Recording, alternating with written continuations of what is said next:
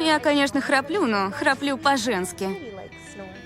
Меня и пушками не разбудишь с самого детства. Думаю, это связано с твоим здоровьем. Мне кажется, тебе нужна маска вроде как у Дарта Вейдера, чтобы дышать правильно. Сипап, как у моего отца. Неужели все так плохо? Да, ты же не дышишь. Это похлеще трюков Дэвида Блейна. И как ты еще не стала дебилом? Может, и стало? Попробую все же уснуть, пока лесопилка не начала работать.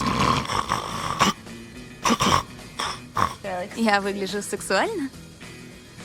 Как слон. Хочешь сказать, я толстая? Речь про уши.